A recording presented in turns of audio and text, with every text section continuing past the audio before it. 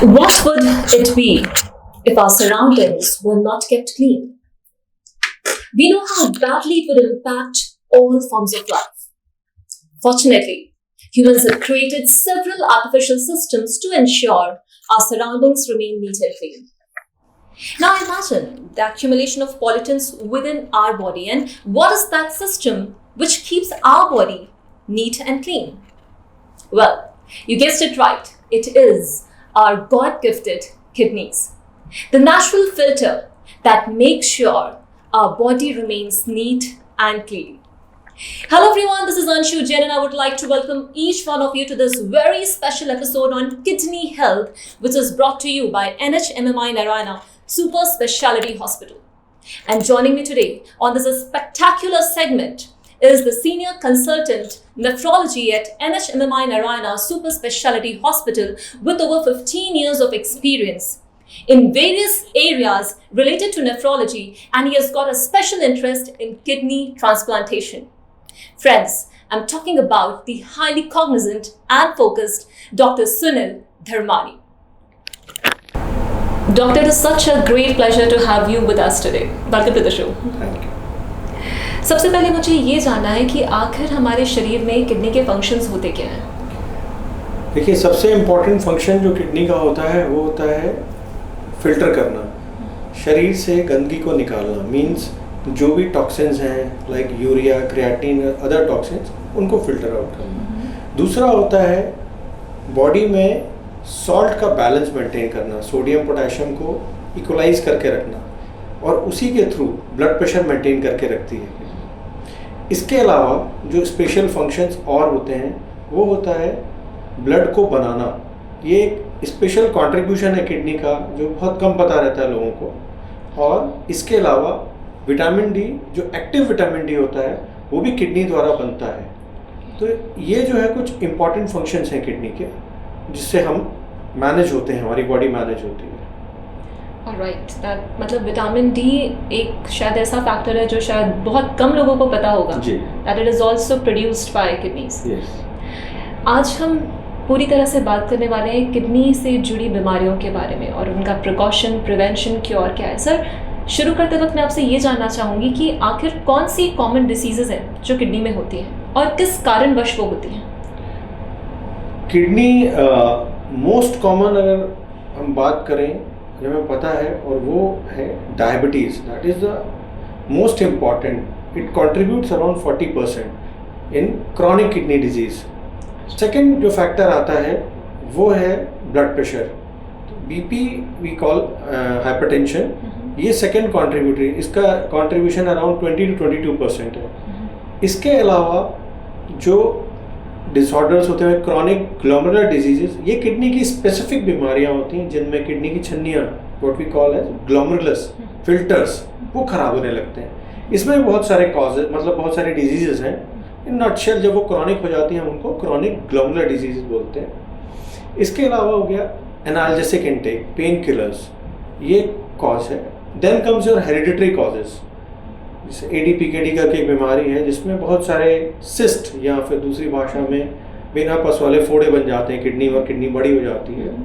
और obstructive disorders, जब kidney में कहीं रुकावट आने लगे, पथरी आ जाए या प्रोस्टेट इनलार्ज हो जाए और वो अनअटेंडेड रहे, तो धीरे धीरे वो किडनी को डैमेज करते हैं। तो these are the common causes जो किडनी को खराब करते हैं। अच्छा, और ये सारी कॉमन डिसीजेज भी हैं जो किडनी से जुड़ी हुई हैं। यस। सर, जब हम किडनी की बीमारी की बात करते हैं तो एक disease which is extremely popular is chronic kidney disease. ये होता क्या है आखिर और किस कारण से होता है? देखिए, क्रॉनिक किडनी डिजीज एक डेफिनेशन दी गई है कि अगर 3 महीने से ज़्यादा हमारी किडनी के फंक्शन अफेक्टेड है या स्ट्रक्चर अफेक्टेड है, मतलब किडनी छोटी हो गई है या फिर किडनी का GFR मतलब गुर्दे की फिल्ट्रेशन की दर कम हो गई है, या क्रिएटिनिन बढ़ गया है, तो अल्टीमेटली क्रिएटिनिन तभी बढ़ेगा जब किडनी डैमेज हो रही है।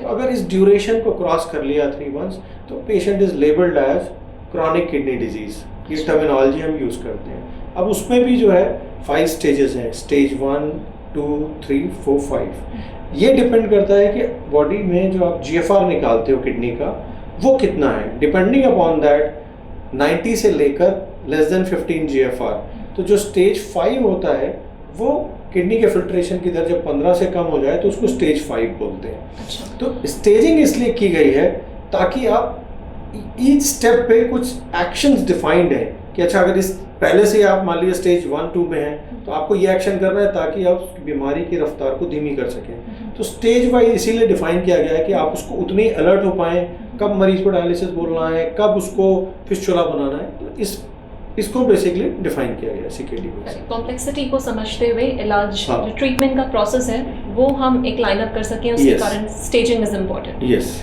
Right sir.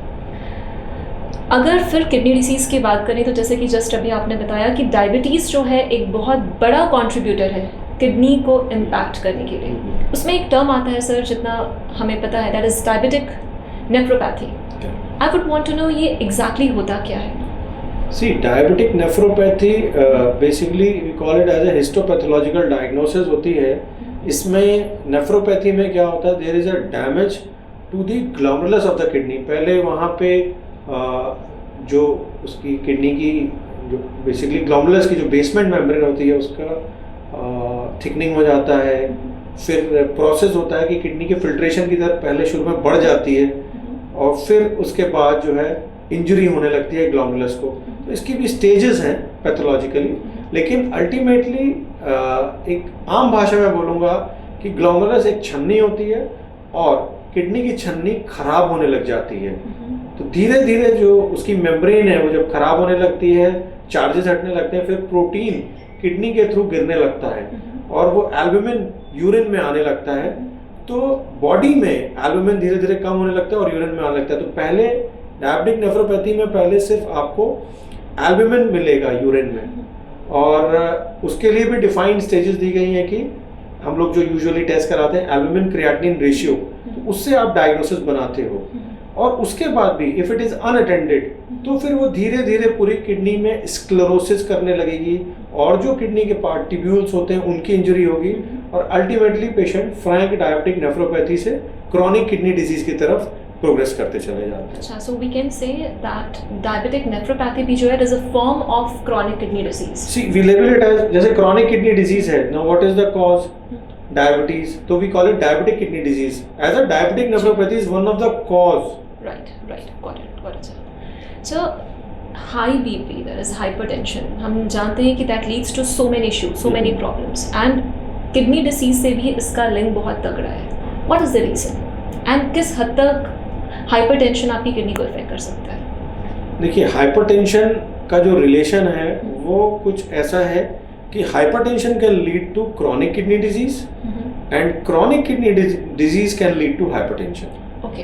तो अगर पेशेंट एक आज की डेट में नॉन हाइपरटेंसिव है और उसको हमने टेस्ट कर लिया और कोई क्रॉनिक किडनी डिजीज आज नहीं है, बट अगर वो ब्लड प्रेशर अनकंट्रोल रहता है prolong for many years and gradually फिर क्या होता है, कार्डियक लोड अगर उसका बढ़ता है, हाइपरट्रॉफी ऑफ द हार्ट होता है, फिर धीरे धीरे आई में चेंजेस हैं, तो उसमें जो है माइक्रोवास्कुलर चेंजेस जब डेवलप होने लगते हैं तो वही चीज़ हमारी किडनी में भी डेवलप होती है, जो वहाँ पे स्मॉल कैपिलरीज उनको डैमेज होता है। तो उसी प्रकार जब हाई इंट्राग्लोमुलर प्रेशर होता है, जो अभी तक हमारे बॉडी का प्रेशर था, किडनी के अंदर जब ब्लड प्रेशर बढ़ रहा है, इंट्राग्लोमुलर प्रेशर बोलते हैं, धीरे धीरे फिर से वहाँ से भी प्रोटीन लॉस होने लगता है और किडनी की स्क्लेरोसिस होने लगती है। तो hypertension if unattended can lead to multiple organ damage, like we call it a retinopathy, cardiac disease, coronary artery disease, and then comes to your kidney as a form of hypertensive nephropathy. Right. And if somebody has CKD of some other cause, of suppose somebody has kidney disease, और वो CKD हो गया because of some other cause, then this CKD can lead further to hypertension and cause damage. So it is a vice versa. It's vice versa, I mean, Yeah. two-way process, right sir? So अक्सर आम जिंदगी में हमें कुछ तकलीफ होती है, कोई प्रॉब्लम होती है, we often take pain killers quickly. क्या पेन किलर्स सेफ है शरीर के लिए, बॉडी के लिए? पेन किलर देखिए बहुत ब्रॉड टर्म में आ जाता है। There are some analgesics which are safe, so but over the counter analgesics are not safe because many people are taking, see if you have a kidney disease, अगर आपको पहले से पता है किडनी डिजीज है और आपको किसी चीज़ में अभी दर्द होता है तो आप अगर एनसेड ग्रुप की एनसेड एक ग्रुप है, अगर आप वो लेते हो तो वो they are nephrotoxic, there are main group is that, तो there are some drugs which are safe.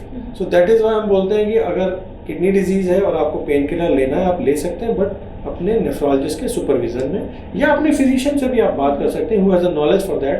तो पेन किलर्स का कैटेगराइजेशन है कि ऐसा नहीं बोलूँगा कि सारे पेन किलर्स नहीं ले सकते, उसमें डिफाइंड पेन किलर्स ले सकते हैं. कौन से अवॉइड करने हैं वो मेनली एनसेड ग्रुप आता है जो नहीं लेने चाहिए. नहीं लेने चाहिए, right. So could you please tell us something about acute kidney injury? Acute kidney injury का मतलब है तत्काल प्रभावित kidney injury. That means kidney में सडन कोई प्रॉब्लम आया, within 48 hours patient manifest कर जाता है. एक्यूट किडनी इंजरी को हम ऐसे बोल सकते हैं कि आपका फंक्शन सडनली डिटोरिएट हो गया, यूरिन आना कम हो गया और आपका किडनी का फंक्शन बिगड़ा, तो क्रिएटिनिन से आपने पकड़ लिया कि बढ़ गया है. और पेशेंट के कारण क्या होते हैं एक्यूट किडनी इंजरी? ये जो आपने भी क्वेश्चन पूछा था, एनाल्जेसिक से हो सकती है. कॉमनली एक्यूट गैस्ट्रोएंटेराइटिस, आपको लूज मोशन हो गया, वॉमिटिंग हो गया और आपका किसी को मलेरिया हो गया. तो these are the causes which leads to acute kidney injury. Other problems are like burns हो गया, तो उसमें सडनली आपका जो है वाटर लॉस हुआ, तो वो या पेशेंट को कोई हेमरेज हो गया, ब्लीडिंग हो गया, तो suddenly blood supply to kidney कम हो जाएगी, तो आपका patient can lead to acute kidney injury. अच्छा, it is something which is caused suddenly. Yes, acutely within 48 hours. Within 48 hours. Right. So एक प्रॉब्लम जो विमेन में काफ़ी prevalent है या अक्सर देखी जाती है, that is urine infection. Yeah. How can urine infection impact or affect kidneys health? See, there are basically 3 parts: kidneys, ureter and urinary bladder. तो जब भी यूरिन इन्फेक्शन होता है उसको भी डिफाइन किया गया है कि अगर वो ब्लैडर के लेवल पे है तो अपन बोलते हैं एक्यूट सिस्टाइटिस, और अगर आपकी किडनी के लेवल पे चला गया तो we call it acute pyelonephritis. तो यूजुअली जो सिस्टाइटिस के लेवल का है वो chronically, if it is unattended, वो इन्फेक्शन है, अगर आपने सही ट्रीटमेंट लिया, कई बार मैंने देखा बहुत रिकरेंट भी होता है कुछ फीमेल्स को, तो अगर मल्टीपल रिकरेंट टाइम हो रहा है तो because of the drugs and infection ascending up can lead to kidney injury. Otherwise cystitis usually limited रहता है लोअर लेवल पे ही. बट अगर ब्लैडर में प्रॉब्लम आने लग गई, थिकनिंग आने लग गई और प्रेशर चेंजेस आए तो किडनी अफेक्ट होगी. एंड द पाइलोनेफ्राइटिस, चूंकि इन्फेक्शन है, if treated well will not affect kidneys in long run, but if partially treated or if unattended, then it can be life threatening because it is a severe infection which can cause infection and then can spread to blood and whole body parts, and patient can collapse also. So it should never be left unattended. Yes. Yeah, right. Okay. So what is the connection between hepatitis C and kidney disease? So it's a very good and new question. Hepatitis C, there are 2 forms. Anybody has hepatitis C. This hepatitis C can cause glomerular disease in the kidneys, and same mechanism, it will cause first protein loss in the urine, and gradually this also causes autoimmune problem in the whole body secondarily, and then it can cause, there are types of glomerulonephritis like membranoproliferative glomerulonephritis या membranous glomerulonephritis are types. Ultimately जो होता है इनमें protein का loss होता है, थोड़ा सा ब्लड लॉस होता है, and there is a, if unattended then they lead to chronic kidney disease and sclerosis and patient lands up into dialysis. That is one point. Second is hepatitis. Many patients on dialysis, they contract this hepatitis C sometimes through blood transfusion and all. Now these patients on dialysis, they also have this problem, and then they develop secondary liver disease. So primarily if somebody is having liver disease, they can have kidney disease, and secondarily from the dialysis patient can have a secondary involvement, and then kidney can be, this liver can be involved because already they are on dialysis. Exactly. So liver की जो functioning है वो दोनों तरह से impact हो सकती है. अगर शुरू में है तो it can lead to kidney problem. और अगर kidney की problem है dialysis के समय chances हैं that it can lead to this issue. Right sir. So ये जानना है कि kidney disease के आखिर भी let's talk about chronic kidney disease or be it other, इनके symptoms क्या होते हैं? You know, what are the alarming factors that people should be noticing? 80% kidney, अगर हम क्रॉनिक किडनी, देखिए एक्यूट किडनी इंजरी की अगर हम बात करें तो एक्यूट किडनी इंजरी में तो पेशेंट यूजुअली सिम्टम ऐसे ही लेके आएगा क्योंकि वो एक्यूट प्रॉब्लम आई है। एक तो प्रॉब्लम जिस वजह से आई है, अगर किडनी के पॉइंट ऑफ व्यू से अगर हम लक्षणों की बात करें तो कि यूरिन कम हो गया है, सांस लेने में दिक्कत हो रही है, ये दो मेन कॉमन प्रेजेंटेशन है। और फिर पता चला आपने ब्लड टेस्ट कराया तो यूरिया क्रिएटिनिन बढ़ा हुआ है, तो this will favour your acute kidney injury with the cause. अब बात करते हैं जो मोस्ट कॉमन है वो है chronic kidney disease. Chronic kidney disease में जो सिम्टम होंगे 80% ऑफ टाइम पेशेंट कोई सिम्टम लेके नहीं आता है। अच्छा। अगर हमने टेस्ट नहीं किया तो हम पकड़ नहीं पाएंगे। बहुत सारे डायबिटिक्स हैं, मान लीजिए उन्होंने कोई टेस्ट नहीं करा सिवाय शुगर के, धीरे धीरे पता चल रहा है kidney injury over the period of years हो रही है, और ये बहुत कॉमन है जो आज भी अवेयरनेस के बावजूद पेशेंट आते हैं। तो 80% जब किडनी इन्वॉल्व हो जाती है तब जाके आपके सिम्टम्स चालू होते हैं। और वो सिम्टम क्या होते हैं? सांस फूलना, भूख न लगना, पैरों में सूजन आना, चेहरे पे सूजन आना, और इफ़ अनअटेंडेड तो फिर ये धीरे धीरे बढ़ता है। तो पेशेंट को कई बार फिट्स आ सकते हैं, झटके तक आ सकते हैं। अगर उनकी बॉडी में यूरिया क्रिएटिनिन का लेवल बढ़ गया तो पता चलता है, वो न्यूरोलॉजिस्ट के पास प्रेजेंट करते हैं ये लेके कि झटके आ रहे हैं, तो पता चलता है बाद में रिपोर्ट में हाई यूरिया क्रिएटिनिन मिला। दूसरा, इफ अगेन अनअटेंडेड तो ऐसे पेशेंट लेटर स्टेज में खुजली लेके आ सकते हैं, we call it pruritus itching. तो these are the varied presentation. Plus कुछ पेशेंट, खासकर बच्चे, they present with bone disease, short stature, stunted growth. वो उसके लिए पीडियाट्रिशियन के पास जाते हैं और जब आप इवैल्यूएट करो तो आपको मिलता है कि यूरिया क्रिएटिनिन बढ़ा हुआ है। तो देयर आर, मतलब सीकेडी इम्पैक्ट्स होल बॉडी, सारे बॉडी के ऑर्गन्स को इन्वॉल्व करती है।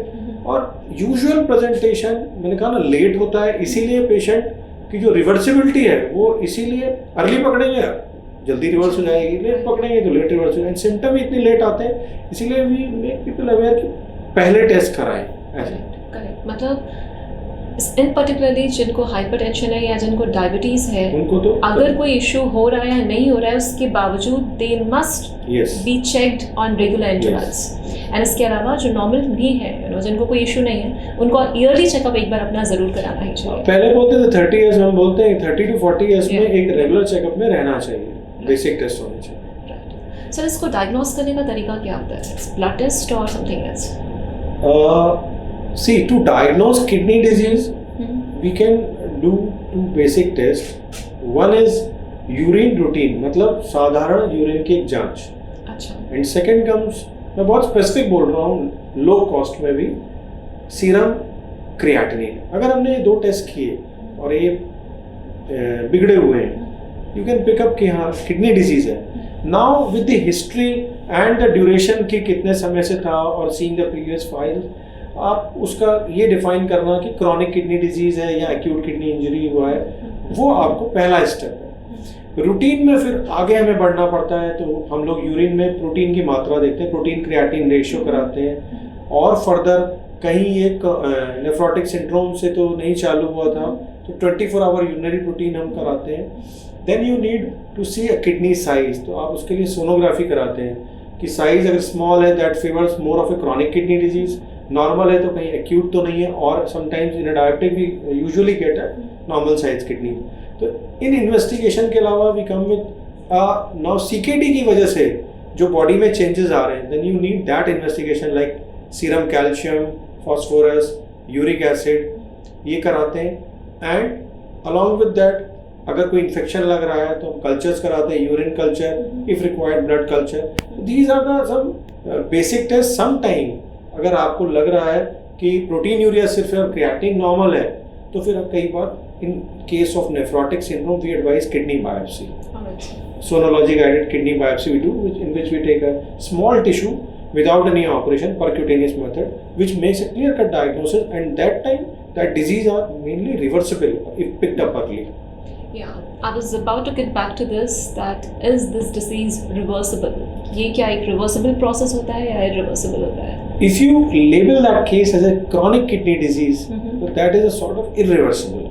But if we are talking about nephrotic syndrome and acute kidney injury, we consider it more of a reversible. Right. तो once labeled CKD, that means now it's a progressive disease, and then हमको हर एक step पे break लगाने की कोशिश करना है कि इस स्टेज से आगे की स्टेज में बढ़ने से जो भी ट्रीटमेंट है वो मोडालिटी हमको उसको पेशेंट को ऑफर करनी है और बराबर काउंसलिंग एंड डाइट इसके बारे में बताना है। Right sir. सर, ट्रीटमेंट की मोडालिटीज़ क्या क्या अवेलेबल है क्रॉनिक किडनी डिसीज़ को सॉर्ट करने के लिए, उसको ठीक करने के लिए, और क्या इन ट्रीटमेंट का कोई साइड इफेक्ट भी होता है?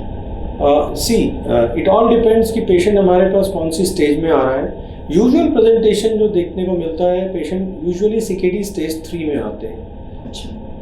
जिसको हम आम भाषा में बोलेंगे 1.5 या 2 क्रिएटिनिन अगर अर्ली आ रहे हैं तो 1.2 और 1.4 क्रिएटिनिन तो यूजुअली टर्न अप ही नहीं कर पाते हैं, पेशेंट ही अपने आप को चेक कर लेते हैं।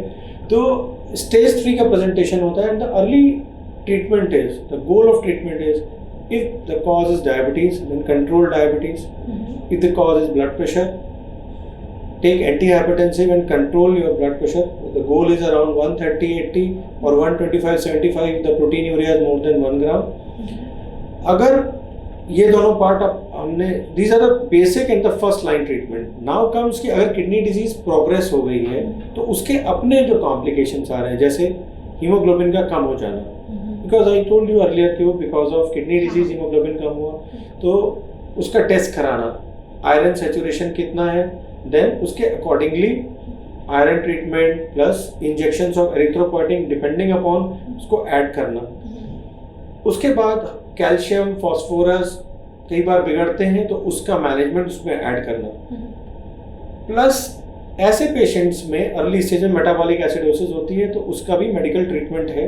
तो ये जो ट्रीटमेंट है स्टेज 3 से हम पेशेंट को देते हैं so that we can retard the progression of disease, ताकि डिजीज मिनिमाइज लेवल पे चले। Equally and more important, not equally, more important is sugar control and blood pressure control. अगर ये सब चीज़ें हम बैलेंस लेके चले तो we can postpone the patient's dialysis और transplantation. Symptomatically he will be very much better, और जो अगर वो ट्रीटमेंट नहीं कराता तो हो सकता है वो 6 months और 1 year में डायलिसिस पे आता। With this depending upon stage हम उसको 4 years, depending upon stage 4 years to 6 to 8 years भी हम उसकी जो किडनी की लाइफ है वो बढ़ा सकते हैं। सर, ये जो किडनी क्रॉनिक किडनी डिसीज का ट्रीटमेंट है, considering the various stages, let's say 1 2 3 4 5, sir पूरे प्रोसेस को कम्प्लीटली ट्रीट करने में कितना वक्त लगता है, और क्या स्टेज 5 में पहुंचने के बाद भी अगर किसी पेशेंट को क्रॉनिक किडनी डिसीज है तो क्या वो क्योर हो सकता है? अब जो स्टेजेस मैंने आपको बताएंगी, जो स्टेज 3 है तो आपका जो लाइन ऑफ ट्रीटमेंट जो दैट वी डिस्कस्ड ऐसे बढ़ेगा। स्टेज 4 में भी सेम ट्रीटमेंट रहेगा। नाउ पॉइंट यहाँ पे आता है व्हेन टू इनिशिएट डायलिसिस। तो स्टेज 5 है, पहले बोलते थे कि अगर आपकी किडनी के फिल्ट्रेशन की दर which we call as a GFR, if it is less than 15 तो डायलिसिस इनिशिएट कर दो। अभी बहुत सारी गाइडलाइंस चेंज होती जा रही हैं कि और कम पे आ गए हैं कि अगर 10 है कुछ गाइडलाइंस बोलती हैं, कि 12 है कुछ गाइडलाइंस बोलती हैं 8 है। लेकिन कॉमनली जो आप देखते हो कि लेस देन 15 मतलब 10 से 12 विद सिम्टम्स अगर पेशेंट को है, जो मैंने आपसे शेयर किया, अगर आपका सांस फूल रहा है, एसिडोसिस आ रहा है, पोटेशियम बढ़ रहा है, यूरिन आउटपुट कम है, सूजन है, देन वी इनिशिएट डायलिसिस। कि ऐसा ना हो पेशेंट के फेफड़े पानी भर के वॉल्यूम ओवरलोड हो जाए, तो देन यू इनिशिएट डायलिसिस। तो पहले 3 4 5 के स्टेजेस में मेडिकल ट्रीटमेंट के बावजूद अब patient is landed with these symptoms in spite of medical treatment. तो आपने एक क्वेश्चन पूछा कि कितने साल तक, ये डिपेंड करेगा पेशेंट का कॉज क्या है और how the patient body is responding. Diabetics uncontrolled वो बहुत जल्दी डायलिसिस पे आ जाएंगे, हाइपरटेंसिव वेल कंट्रोल्ड वो बहुत लेट डायलिसिस पे आएंगे। तो इट डिपेंड्स अपॉन दैट। किसी को ड्रग इंड्यूस्ड डिजीज है, स्लो क्रिएटिनिन का राइज ही बहुत मिनिमल होगा, अगर वो हमने कल्प्रिट कॉज हटा दिया है तो हो सकता है वो बहुत लेट में लैंड अप करें, जब कोई और मल्टीपल इश्यूज उसमें ऐड ऑन हो तब जाके वो डायलिसिस पे लैंड अप करें। तो इस तरीके से जब स्टेज 5 आती है तो we are left with 2 options and we give that to patient कि भाई डायलिसिस करा सकते हैं और you can opt for transplantation, which we call it is a permanent cure. But see permanent cure तो उसको बोलेंगे कि है, क्योंकि दैट इज द मोडालिटी, क्योंकि पेशेंट बोलता है मैं लाइफ लॉन्ग डायलिसिस नहीं कराना चाहता। तो if you want to resume a normal quality of life, तो उसके लिए अगर आप ट्रांसप्लांट करा लोगे तो आप फिर से पहले जैसे हो जाओगे, उसको ये फीलिंग आने लग जाती है। और वो सच भी है कि पेशेंट को सिर्फ डॉक्टर से कंसल्ट करना होता है और 2 से 3 दवाओं पे रहना होता है, 3 ड्रग रिजीम रहता है, and then patient can lead a normal life. Sir आपने जो भी आंसर दिया, 2 क्वेश्चन की क्यूरियोसिटी है जो मेरे मन में आई है। It's like a query basically. Sir stage 3 या स्टेज 4 किसी भी स्टेज में होने के बाद क्या ये पॉसिबिलिटी नहीं है कि ट्रीटमेंट वहीं पर रुक जाए और स्टेज 3 से पेशेंट 4 या 5 में जाए ही नहीं? डायलिसिस क्या रिक्वायर्ड ही है? And at the same time you have been using dialysis, I would want to know what is dialysis. देखिए, द फर्स्ट क्वेश्चन है कि क्या वो डिजीज वहीं रुक जाए? It will again depend upon the cause. अगर कॉज डायबिटीज है, यूजुअली डायबिटीज में over a period of years patient land up into dialysis. Some people in 5 years, some in 10 years, maybe some in after 15 to 20 years. बशर्ते कि उनको diabetes के साथ nephropathy अगर early develop हुई होगी तो। अगर नेफ्रोपैथी नहीं डेवलप हुई और बहुत स्ट्रॉन्ग कंट्रोल है तो डेफिनेटली फिर वो डायलिसिस तो बहुत लेट हो जाएगी और शायद ना भी आए। हाइपरटेंशन अगेन अगर अनकंट्रोल्ड है over a period of time, well controlled है तो 10 साल 12 साल या 15 साल के बाद भी आपको डायलिसिस की नीड लेट हो जाएगी। सेम मैंने कहा, अगर ड्रग इंड्यूस्ड है तो हो सकता है आपको जरूरत ही ना पड़े और लंबे समय आप उस पर रहें। बट यूजुअली जब क्रॉनिसिटी का प्रोसेस चालू हो जाता है, over a period of time patients land up into dialysis that differs as per the cause, कि कोई 10 साल में लैंड करेगा कि कोई 1 साल में लैंड करेगा। It is like that. But it is once you label it chronic kidney disease, we see the patient accordingly, we tell them if they are managing very good और 2 से 3 साल तक आपका एक लेवल पे क्रिएटिनिन है तो आप ये बोल सकते हो कि लंबे समय चलेगा। बट व्हाट हैपेंस, ऐसा नहीं है कि you are suffering with one thing, कल को आपको निमोनिया हो गया, now you took antibiotics and pain killers, now the comes a hit on the kidneys. जो 2 पे था क्रिएटिनिन अब आपका 2.5 पे चला गया, 3 पे। So if there is no such risk factor तो बहुत लंबी चल सकती है। तो इस पे डिपेंड करता है कि कौन से फैक्टर कहाँ पे हिट कर रहे हैं। आप बिल्कुल ठीक बैठे हो, 2 क्रिएटिनिन पे आपको हार्ट अटैक आया तो आपको एंजियोग्राफी करानी है। अब आपको एंजियोग्राफी करानी है तो डाई जाएगी, तो dye can cause that increase in creatinine and further injury. तो इट्स लाइक दैट। सेकेंड आपने पूछा what is dialysis? Dialysis is we have a dialyzer which we call as an artificial kidney। तो इसमें क्या होता है, we have a membranes with pores, जैसे हमारी किडनी में फिल्टर्स होते हैं उसी तरीके से इसमें आपका ब्लड जाता है और फिल्टर होके आता है।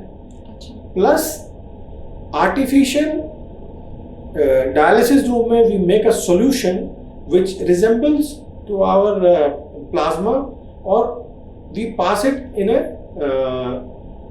we call it a counter and anti counter method। मतलब इस डायरेक्शन में जा रहा है और इस डायरेक्शन में आपका डायलिसिट जा रहा है।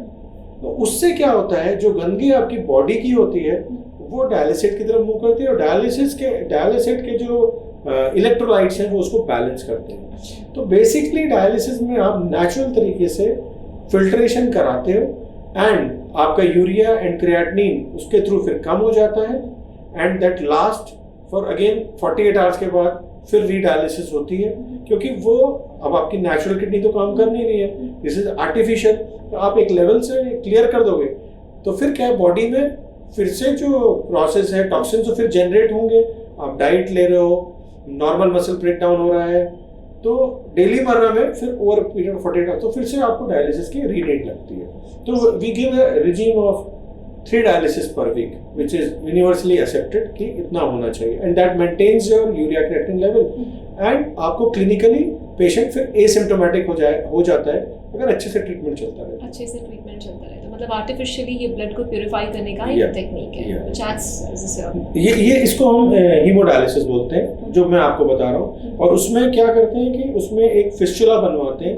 अब फिस्चुला क्या होता है, यूजुअली नॉन डिपेंडेंट आर्म में बनाते हैं और इसमें एक आर्टरी और वेन पेरिफेरी में उसको थोड़ा सा एक निक लेके फिर आप छोटी सी सर्जरी है वो उसको जोड़ देते हैं। तो क्या होता है कि आर्टरी का फ्लो वेन में जाके वेन थिक हो जाती है, फिर आप क्रॉनिकली निडल डाल के डायलिसिस इससे लेते हैं, तो we call this as AV fistula. और ये जो डायलिसिस है इसको हम हीमोडायलिसिस बोल रहे हैं। दिस इज अनदर मोडालिटी जिसको हम बोलते हैं पेरिटोनियल डायलिसिस, पेट के माध्यम से डायलिसिस, जिसमें आप एक पेरिटोनियल कैथेटर डालते हो और पेशेंट को फिर आप सिखाते हो कि आपको घर में 3 बार डायलिसिस करना है पेट के माध्यम से।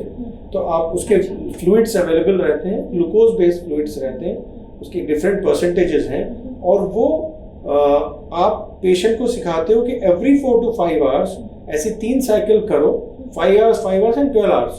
तो उसके पेशेंट खुद कर सकता है, पेशेंट का रिलेटिव घर पे कर सकता है, और इससे भी आप कंटिन्यूस डायलिसिस है तो इससे भी आप पेशेंट का यूरिया क्रिएटिनिन मेंटेन करके चल सकते हो, and patient can lead a normal good quality of life. Good quality of life. So it can happen at home as well. Yeah. All right, sir. So the concept is pretty clear. I would want to know that finally, what leads to kidney failure, and when is kidney transplantation required? See, I shared with you the causes of kidney failure. The most common cause is diabetes, and when it progresses to stage 5, and finally patient lands up with these ADPKD, we call it the cystic disease, and any end stage disease secondary to like drug induced and chronic glomerular diseases. So these are the common causes. Now the best answer to all these problems is kidney transplantation, and there are 2 types of kidney transplantation. One is a cadaver kidney transplant and another is live donor kidney transplant. Kidney transplant में क्या करते हैं कि relatives, जो family relatives हैं, if somebody is willing और उसका blood group अगर मैच करता है, तो जब दोनों कंसेंट दे देते हैं तो आप उसको डोनर को जो दे रहा है उसका किडनी लेके आप रिसिपिएंट को डोनेट करते हो। तो now this requires blood group, HLA typing and cross match. ये 3 टेस्ट होते हैं जो बहुत इंपॉर्टेंट है जानना। हालांकि आज की डेट में बियॉन्ड ब्लड ग्रुप भी ट्रांसप्लांटेशन हो रहे हैं, लेकिन कॉमनली जो है रिलेटिव्स का किडनी ट्रांसप्लांट, जो किडनी डोनेशन होता है वो रिलेटिव से ही लिया जाता है, फैमिली मेंबर से लिया जाता है। अब इस किडनी ट्रांसप्लांटेशन में ये सब टेस्ट करके पहले हम डोनर को चेक करते हैं। डोनर अगर फिट रहा, एज ग्रुप देखते हैं और उसकी पूरी fitness, investigation, heart, psychiatric checkup, same recipient का भी करते हैं, और उसकी जो किडनी दोनों देखने के बाद जिस किडनी का GFR रिलेटिवली दोनों में से जो कम है, दैट वी डोनेट, अच्छा वाला kidney we keep with the donor, and उसको फिर प्लान किया जाता है। 3 से 4 घंटे की एक सर्जरी रहती है, और नेफ्रोलॉजिस्ट पहले प्रिपेयर करता है। दिस 3 ड्रग रेजिम, 3 दवाएं देनी होती हैं usually, plus anti hypertensives and other drugs. तो पेशेंट को जो किडनी मिलता है तो उन 3 दवाओं का जो लॉजिक रहता है, किडनी को एक्सेप्ट कराना, तो बॉडी में जो लड़ने की जो क्षमता है उसको कम करना होता है, इम्यूनोसप्रेशन। तो ये तीनों इम्यूनोसप्रेशन देके हम उसको एक्सेप्ट कराते हैं। फिर धीरे धीरे over a period of week और 10 डेज पेशेंट की बॉडी जब एक्सेप्ट करती है हम उसको डिस्चार्ज करते हैं, बट पेशेंट को अपनी निगरानी में 2 महीने के लिए पास में रखते हैं। ये जो इम्यूनोसप्रेशन है, कभी कभी जब टाइपिंग में जो मैचेस अच्छे नहीं होते तो हम इंडक्शन थेरेपी भी देते हैं, वी कॉल एज ATG या अदर ग्रुप ऑफ ड्रग्स हैं, वो हम लोग देते हैं। तो फिर ताकि उनकी किडनी मेंटेन होके चले, और पीरियड ऑफ 6 मंथ्स तो बहुत ही ज़्यादा स्ट्रिक्ट कंट्रोल में रहना होता है। फिर धीरे धीरे हम अपनी दवाओं की डोज भी कम करते जाते हैं लेवल देखने के बाद, और पेशेंट को स्ट्रिक्ट डाइट चार्ट और अपने पूरे सुपरविजन में रखते हैं, एंड आफ्टर 6 मंथ धीरे धीरे पेशेंट का नॉर्मल लाइफ रिज्यूम होने लग जाता है। And drug has to be continue. 3 दवाओं को जो हम लोग बोलते हैं वो लंबे समय तक लेना है, भले उनका डोज मिनिमाइज कर लेते हैं। So this is basically kidney transplantation और drugs. So it was such a fascinating experience getting to know, the in-depth knowledge about all these factors. I would want to know lifestyle changes कितना importance रखती है। When I talk about lifestyle changes, अगर किसी को kidney disease है, transplantation हुआ है, donor है, एक्सेप्टर है, जो भी है, डाइट, फिजिकल एक्टिविटी, यहाँ पर क्या इम्पोर्टेंस है इन सब बातों का? इनका तो बहुत रोल है, क्योंकि अगर आप देखें बेसिकली स्टार्ट कहाँ से हो रहा है। अगर मैं बोल रहा हूँ मोस्ट कॉमन डिजीज है diabetes and hypertension which are leading to kidney disease, तो 60-70% तो ट्रीटमेंट यहीं पे आता है कि अगर हम फिट हैं, even if we have a diabetes, if we are fit and are daily doing 20 to 25 minutes exercise, taking good food, avoiding junk foods, low salt, आपकी ये डिजीजेज ही नहीं बढ़ने वाली। तो अगर आप इनको वेल कंट्रोल करके रखते हो तो ये ऑटोमेटिकली आगे चल के किडनी डिजीज की संभावना ही कम है, क्योंकि यही जब मैनिफेस्ट नहीं करेंगी तो ऑर्गन डैमेज होगा ही नहीं। तो the important part is the food habit. Second comes some people are like smokers, we should avoid smoking. Then comes your daily fitness regime. आज की डेट में इफ यू आर 30+ तो हर किसी को 20 to 25 मिनट्स फिटनेस करना चाहिए। Yoga and meditation are such a good part of this कि वो आपको इतना ट्यून्ड अप रखते हैं, इतना फोकस रखते हैं, ये आपको स्ट्रेस रिलीज कराते हैं। और आज की डेट में जो मेजर फैक्टर है वो स्ट्रेस ही है। किसी भी फॉर्म में स्ट्रेस ले, स्ट्रेस पीपल आर कंफ्यूज कि वो स्ट्रेस सिर्फ घर में हो रहा है, आपस में बहस हो रही है, स्ट्रेस एनी फॉर्म। तो we have to keep us cool minded. I will say type B personality type रहना ज़्यादा बेटर है rather than टाइप ए। तो इस तरह से अगर अपने आप को फिट रखेंगे, रिजीम्स को फॉलो करेंगे, तो डेफिनेटली ये डिजीजेस जो हैं स्लो हो जाएंगी। Plus special recommendation, adequate intake of water, low salt and adequate intake of water का मतलब क्या हुआ कि आपको 2 से 3 लीटर एवरेज तो लेना ही है, बट आपकी रिक्वायरमेंट अगर 5 लीटर शुरू से रही है तो आपको 5 लीटर ही लेना है फिर। और इस बात से नहीं घबराना है कि मैंने पानी ज़्यादा पिया तो यूरिन आउटपुट ज़्यादा हो रहा है, दैट इज़ नॉर्मल। तो आपको एक एडिक्वेट इंटेक ऑफ वाटर से एक और फायदा है कि आपके जो स्टोन की अगर बॉडी में टेंडेंसी है तो वो कम हो जाती है, क्योंकि इतना सैचुरेट नहीं कर पाते हैं सेडिमेंट्स। तो ये सब बेनिफिट मिलते हैं। तो लाइफस्टाइल तो बहुत इंपॉर्टेंट रोल प्ले करेगा।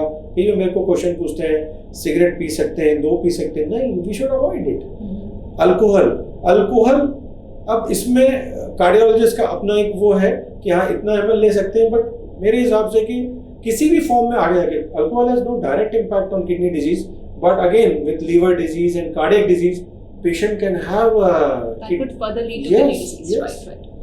तो because if you talk about causes, तो अभी हमारा डिस्कशन हुआ, तो इस तरह अगर आपको हार्ट डिजीज है तो लंबे समय के बाद अगर उसका पंपिंग एक्शन पुअर है तो वो किडनी में परफ्यूजन पुअर होगा, तो उसको हम लोग कार्डियोरीनल सिंड्रोम बोलते हैं, तो कार्डियक डिजीज हो जाएगा। सेम हेपेटोरीनल सिंड्रोम, लीवर डिजीज हुआ है तो उससे भी आपको किडनी डिजीज हो जाएगा। तो कोई भी चीज आपके लीवर को अगर हार्म कर रही है या हार्ट को हार्म कर रही है तो इनडायरेक्टली वो किडनी को भी अफेक्ट करेगी। बिकॉज अल्कोहल को लेकर एक बहुत बड़ा कंफ्यूजन था। मींस पीपल अक्सर लोग ये सोचते हैं कि ड्रिंक करने से शायद किडनी इम्पैक्टेड नहीं होती, लेकिन it makes so very sense, I mean so clear sense कि अगर आपका लिवर इम्पैक्टेड हो रहा है ultimately it will lead to kidney issues. And regarding fluid intake आपने बताया है, it is extremely important to consume good quantity of water. Fluid intake एकदम बैलेंस्ड एंड नॉर्मल रहना चाहिए। सर एक चीज़ जो किसी भी ट्रीटमेंट के बाद होती है, not just kidney disease, I mean अगर कोई भी एक पेशेंट है जो किसी मेजर सर्जरी या मेजर ट्रीटमेंट के बाद गुजरता है, साइकोलॉजिकल इम्पैक्ट उसका बहुत गहरा होता है।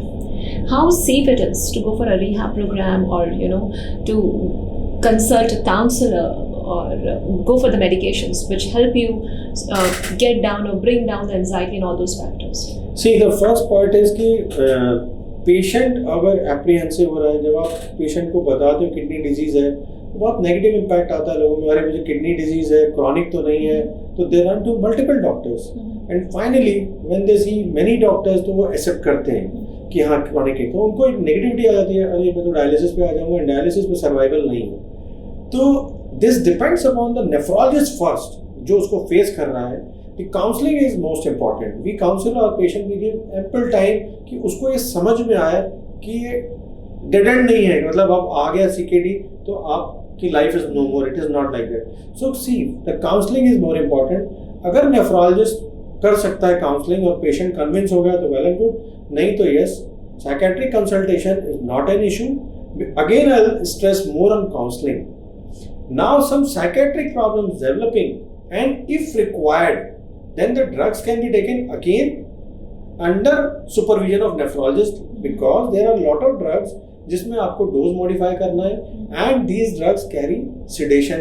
तो किडनी डिजीज में क्या है, ये ड्रग जो होती हैं लंबे समय रहती हैं। नॉर्मली जब फंक्शन अच्छा है तो वो जल्दी फिल्टर आउट हो जाएंगी, जब फंक्शन अच्छा नहीं है तो एक्सक्रीशन डिले होगा, तो डिले रहेगा तो जो लेवल ऑफ ब्लड है, जो ड्रग है, वो ज़्यादा समय तक बॉडी में रहेगी तो वो आपको ज़्यादा सिडेट करा सकती है, तो वो और ज़्यादा पेशेंट को सिक करके कई बार हॉस्पिटलाइज हो जाना पड़ता है कि मुझे डिटोरिएशन हो रहा है। So under consultation of both it can be done rehab programme, but it I will again say कि a good nephrologist can convince, but sometime it takes time कि पेशेंट 2-3 बार के बाद ही कन्विंस होते हैं, but ultimate counselling is most important.